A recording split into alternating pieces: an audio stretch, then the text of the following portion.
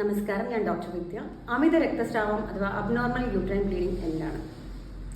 ഗർഭപാത്രത്തിൽ നിന്ന് എൻഡോമെട്രിയം എനത്തിന്റെ, അതായത് ഗർഭപാത്രത്തിന്റെ ഉള്ളിലുള്ള ഏറ്റവും ഉള്ളിലുള്ള ലൈനിങ് ആയ എൻഡോമെട്രിയം എന്ന പാട പുറന്തള്ളപ്പെടുന്നതാണ് ശരിക്കുള്ള ആർത്തവചക്രം.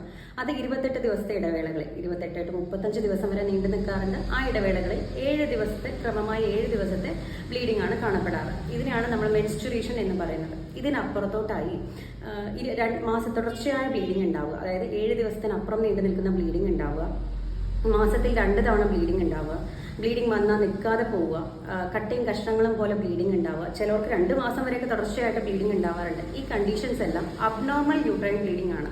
ഇവിടെ എന്താണ് സംഭവിക്കുന്നത് എന്ന് വെച്ചാൽ, ഹീമോഗ്ലോബിൻ നോർമൽ നല്ല ശുദ്ധരക്തം പുറത്തു പോകുന്നതുകൊണ്ട് തന്നെ ഹീമോഗ്ലോബിൻ ഡെഫിഷ്യൻസി രോഗിയിൽ ഉണ്ടാവുന്നു. അതുകൊണ്ട് തന്നെ വിളർച്ച എന്ന് പറയുന്ന കണ്ടീഷനിലോട്ട് രോഗി നയിക്കപ്പെടുന്നു, അല്ലെങ്കിൽ ആ വ്യക്തി നയിക്കപ്പെടുന്നു.